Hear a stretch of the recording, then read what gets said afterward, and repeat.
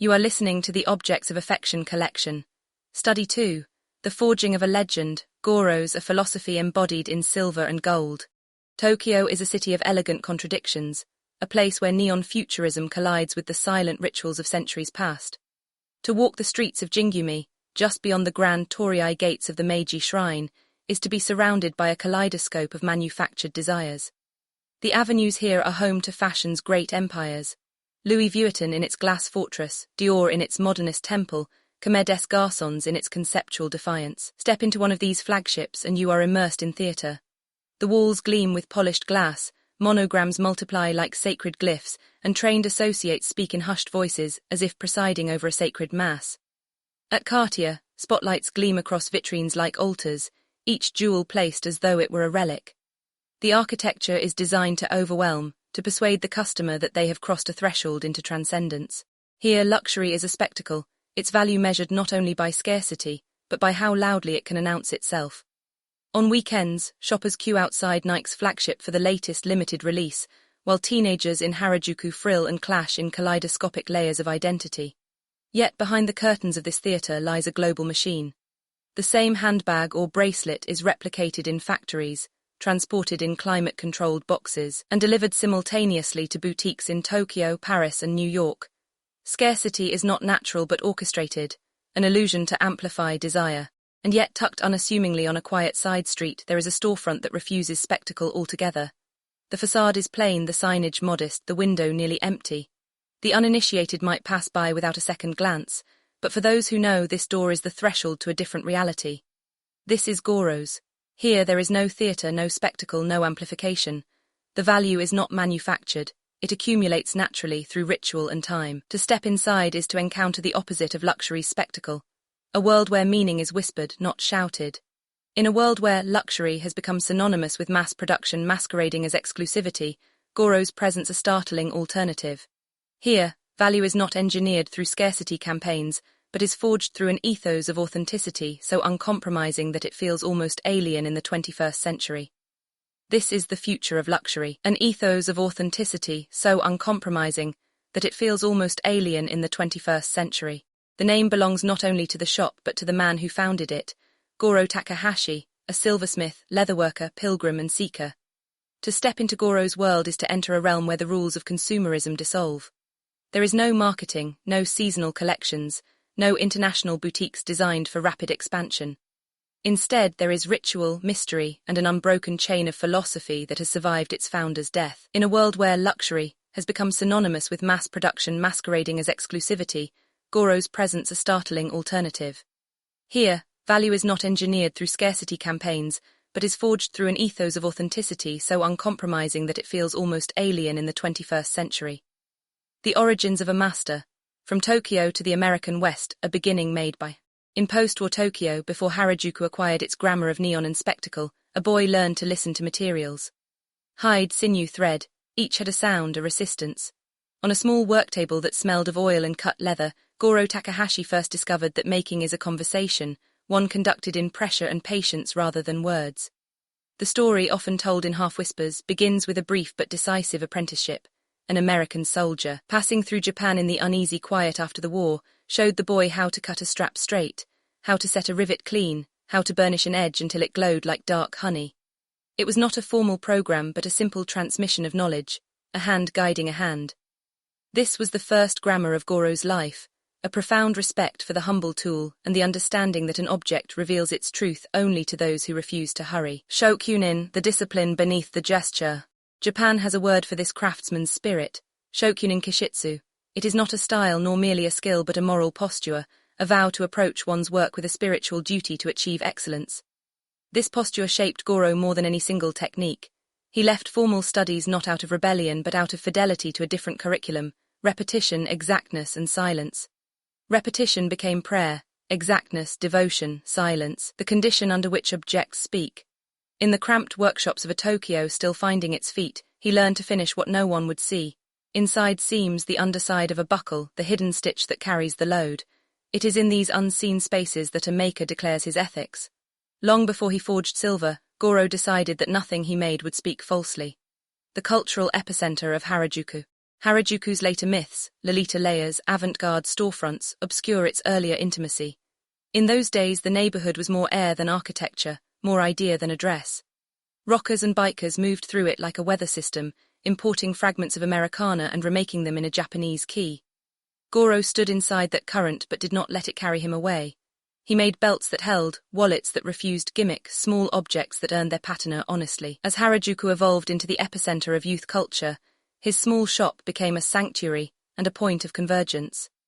It was here that the pioneers of the Yura Harajuku movement, the tastemakers who would define Japanese streetwear for a generation, came not just as customers but as disciples.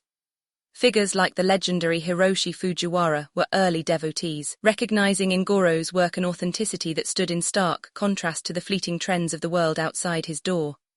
Their quiet cosign, passed through whispers and seen in street-style photographs, helped elevate Goro's from a local secret to a global legend.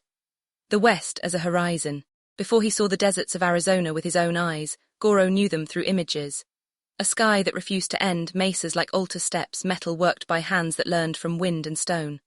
The American West arrived in Tokyo as a rumor of freedom, unfenced distances, work whose function was its beauty. For a young maker trained in Japanese restraint, the rumor made a promise. There exists a place where utility and myth are the same word. He journeyed there, first in fits and starts, then with the intentionality of a pilgrimage. He sought lessons that could not be bought with tuition but were traded for respect, for humility, for leather goods that could be used hard. He learned the feel of an ingot hammered thin against a well-worn anvil, the gritty softness of tufa stone molds and how they record a gesture in negative, the logic of chisel and file, where subtraction is more expressive than addition. The men who showed him did not lecture. They made, and in the making they said what mattered. Do not rush the temper, do not lie with the finish, do not be clever where honesty will do. The desert's instruction. Out there the land is a text you read with your skin. The desert taught Goro proportion. The small must be true because it stands next to the infinite. A silver feather must carry the right weight because the sky is heavy with meaning. Its curvature cannot be invented, it must be observed. Real feathers are marvels of engineering reconciling flight with gravity. If silver is to speak of feather honestly, it must reconcile its own weight with a sense of lift. He began to carve with a different attention, barbule lines that are not decorative but structural. A ratchise that thickens where a wing would need strength. Edges finished not to glitter but to glow like bone under skin. He was not creating a copy of a feather but a translation of its spirit. The sacred calling of yellow eagle names in every tradition are more than identifiers. They are vessels of spirit, shaping destiny, embodying both the weight of ancestry and the burden of responsibility. For Goro Takahashi, the man who would become known simply as Goro, there was a moment when his name was not enough. When another title, older than himself, descended upon him like a mantle of divine inheritance. That name was Yellow Eagle. It was not an affectation, nor a chosen nickname. It was not the kind of moniker one selects for its resonance in commerce or style. Instead, it was a consecration. To be given the name Yellow Eagle by elders of the Lakota Sioux was to be folded into an unbroken chain of spiritual guardianship, one that transcended culture and geography, piercing into the eternal. A pilgrimage to the West in the 1970s, when most Japanese designers were orienting themselves toward Paris or Milan, Goro turned his eyes to a very different horizon, the American West, the land of open skies, of stark mesas and endless plains where freedom was both physical and metaphysical. Goro's journey was not touristic, it was not about consumption or surface fascination. It was, from the outset, a pilgrimage. When he arrived in the United States, he carried little more than a restless heart and the tools of his craft. He sought not only new techniques in silversmithing, but a deeper connection to the primal sources of creation, the earth, the animal, the spirit. He found these not in the ateliers of New York, but in the sacred fires of Native American ceremonies. Among the Lakota Sioux, Goro was not treated as a foreign curiosity but as a seeker. They recognized in him the same intensity of spirit that had animated their own artisans, medicine men and warriors for generations, and so they welcomed him into their circle. The vision quest it was during one such immersion, amid the rites of the Lakota, that the name came to him. A vision quest, the deeply sacred practice of isolation, fasting and communion with the divine, became the crucible of his transformation. Alone in the wilderness, Goro confronted himself, his fragility and his calling. Days without food, exposed to the elements, left him stripped of all illusions, and then the eagle appeared. Not in metaphor but in startling clarity, a golden figure descending against the twilight sky, circling, watching, blessing.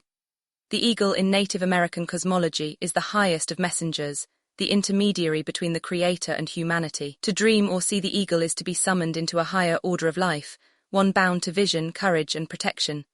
When Goro emerged from the quest, gaunt but radiant, the elders conferred upon him the name Yellow Eagle. It was not a symbolic courtesy, it was a recognition of transformation. He had crossed the threshold from outsider into kin, his soul recognized as part of their spiritual ecology. The burden of For Goro, the name was not a decoration, it was a burden. To carry the eagle meant to embody its attributes, vigilance, wisdom, and guardianship. It also meant responsibility for the sacred symbols he would later translate into silver and leather. The feathers, the thunderbirds, the animals, all of these would cease to be mere motifs and become instead carriers of power. Yellow Eagle was a reminder that his work was not simply design, it was liturgy. Each pendant hammered from silver was less an accessory than an offering. Each leather bracelet dyed and cut was less a product than a prayer. His studio in Tokyo became a kind of sweat lodge, where metal met fire and spirit poured into form. Cultural crossroads, this sacred naming also placed Goro at one of the most unusual cultural crossroads of the 20th century.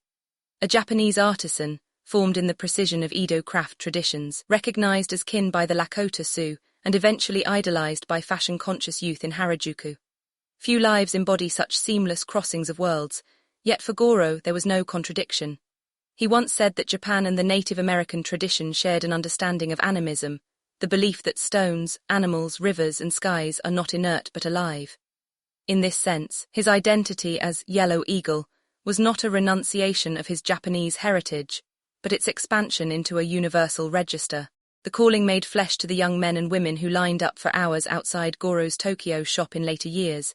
Yellow Eagle was perhaps a distant myth, a romanticized story attached to the man behind their coveted accessories. But to Goro himself it was not myth. It was the defining truth of his life. He understood that to wear a feather was not merely to decorate the body, it was to call down the protection of the skies. To wear a thunderbird was to carry a shield of lightning. To wear a piece of his silver was, in effect, to become part of the covenant he had made during that vision quest. Thus, when he hammered metal in his workshop, he did so with the solemnity of ritual. His hands were guided not merely by technique but by vow. The eagle had seen him, the elders had named him, the creator had marked him. His work would forever be testimony to that calling. The pilgrimage to Omotesando, an unconventional business model in the familiar world of global luxury, the act of purchasing is a seamless, flattering choreography. Goro's, however, is defined by its refusal of this ease. To own a piece of Goro Takahashi's world requires submission to a ritual that borders on pilgrimage. One does not simply buy Goros, one is deemed worthy or not. The pilgrimage begins long before one steps foot in Tokyo. It begins in whispers, in grainy magazine features, in fleeting glimpses of feathers on the necks of cultural icons. The initiate realizes, if they wish to possess a piece they must go to Omotesando. There is no online shop, no worldwide distribution. One must go directly to the source. The first trial is the threshold itself.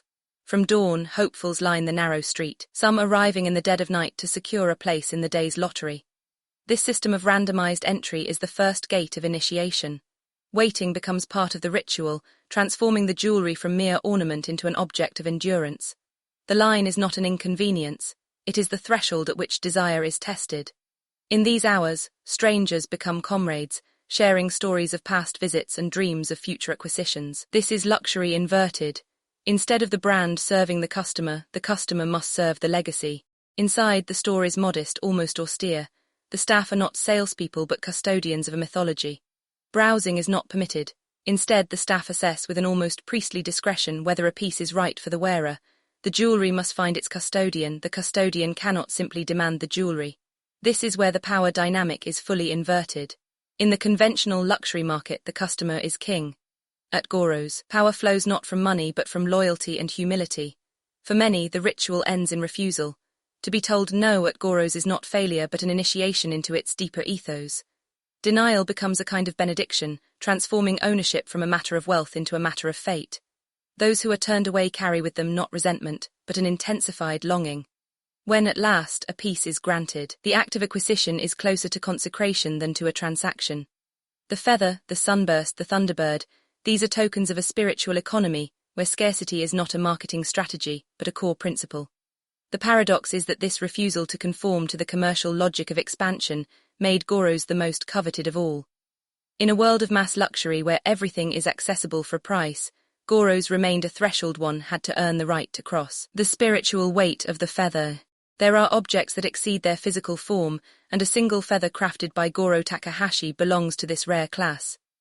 It is not simply jewelry, it is a living metaphor, a vessel of meaning, a talisman that unites history, spirit, and personal journey.